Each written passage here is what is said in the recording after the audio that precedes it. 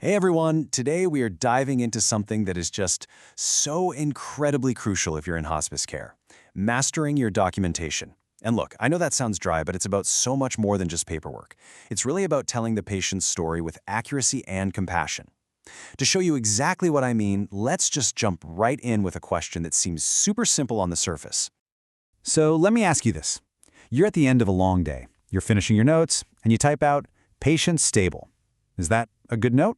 I mean, it's quick. It seems fine, right? But what we're about to find out is that in the unique world of hospice, those two little words can actually cause real problems, potentially jeopardizing a patient's eligibility and completely underselling the amazing skilled care you're providing. So here's our game plan for this explainer. We're going to break down exactly how to avoid those common pitfalls. We'll kick things off with the huge hospice mindset shift you have to make. Then we'll get into the nitty-gritty of documenting decline. I'll give you a super practical formula called SOIRP. It's a lifesaver. Then, the best part, we'll see some powerful before and after examples. And we'll wrap it all up with a final check you can use every single day. All right, first up, let's tackle the biggest hurdle. Because honestly, this is where most people get tripped up. It's a fundamental shift in your entire perspective. Writing a great hospice note requires a completely different way of thinking than pretty much any other kind of medical charting. This right here, this is the core of it. It's a total 180. In a hospital setting, your goal is to cure, right? So every note you write is about progress, about getting better. But in hospice, the goal is comfort. And that means your documentation has a totally different job. Its main purpose is to clearly show the patient's decline to prove that they still need and are eligible for this very special kind of support. You have to shift from documenting a cure to documenting comfort and continuing need. Okay, so if we know our main job is to document decline, the big question is, how do we actually do that well? It really all boils down to just a few core principles that have to be the bedrock of every single note you write. Think of these four things as the DNA of a great hospice note. You need all of them. Showing measurable decline is what proves eligibility. Being specific and detailed paints a clear clinical picture, so anyone can understand what's going on. Documenting your skilled care justifies your role and your expertise. And including caregiver support, well, that captures the whole story. Getting these four right isn't just a good idea, it's absolutely essential. And let's get really clear on that third point, skilled care. This is so important. This isn't just about listing the tasks you did, it's about documenting the why behind your actions. Why did it take you, a skilled professional, to do that? Were you adjusting meds based on your assessment? Teaching a caregiver a complex technique? Using your clinical judgment to spot subtle changes? That's the skilled care, and you have to spell it out. Okay, that's a lot to keep in your head. I get it. We've got the mindset, we've got the principles, but the good news is there's a practical tool that helps you put it all together every single time. It's a simple but really powerful formula called SOIRP. Just think of SOIRP as your roadmap for every note. S is for subjective. What did the patient or the caregiver tell you? O is for objective. What did you actually see, measure, and observe with your own senses? I is for interventions. What skilled thing did you do? R is for response. Okay, so how did they react to what you did? And finally, P is for plan.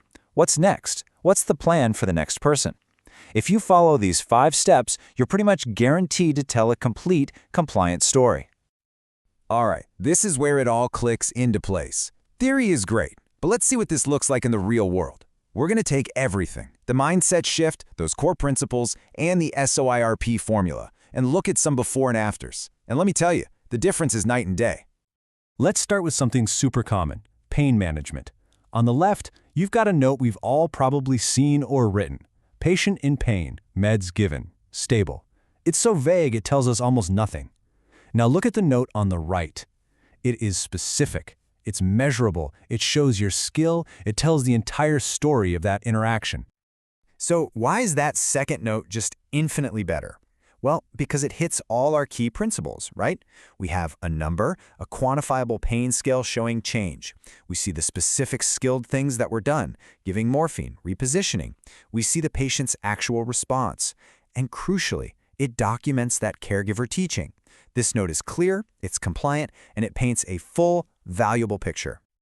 Okay, let's try another one. Shortness of breath, or dyspnea. The note on the left, totally useless for showing a decline.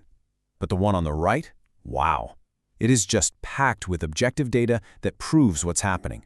It gives you specific distances, oxygen levels, respiratory rates, and it includes a really critical metric for hospice, the PPS score.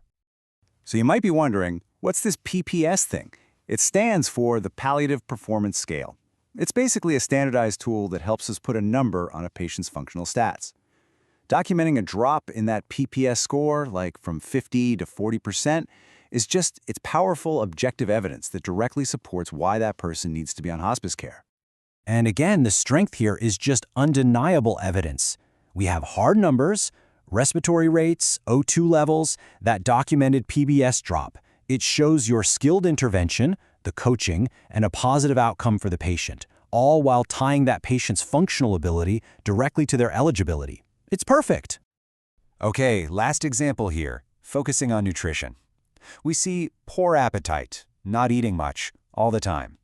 And it's a start, but it's just not enough. The note on the right transforms that vague feeling into hard evidence by adding percentages, actual measurements, and a key physical sign called temporal wasting. So what is temporal wasting? It's exactly what it sounds like. It's that hollowing you can physically see at the temples when someone is experiencing significant muscle loss. It's a classic, observable sign of decline and malnutrition. Documenting this specific physical finding is an incredibly powerful way to show, not just tell, that a patient is declining. So one last time, why does this work so well? It replaces vagueness with hard data. It includes that powerful visual sign of decline. It brings in what the caregiver is seeing at home, and it documents your teaching and your plan. You see, it creates this complete, unshakable picture of what's happening. Phew, we've gone through a lot. We've seen the good, the bad, and the ugly of hospice notes. So to wrap this all up, let's boil it down to a final check. A quick list of things to absolutely avoid, and a few key questions to ask yourself before you ever sign a note again. Think of these as the 3 habits you need to break right now. First, patient stable. Just remove it from your hospice vocabulary. It directly contradicts the very purpose of your note. Second, we all know it's tempting, but copying and pasting notes is a huge red flag. Decline is a process, not a static event. Each note needs to be a unique snapshot. And finally, leaving out caregiver teaching? That's not just an omission. It's failing to document a critical, skilled service that you provide. So here it is. This is your final check. Before you sign off on your next chart, just quickly ask yourself these 4 questions. If you can answer every single one with a confident yes, then you know you've done more than just tick a box. You've honored your patient's journey with the clarity, the skill, and the compassion it truly deserves. Your documentation isn't just a record of tasks, it's the final, crucial chapter of the story you are helping to write.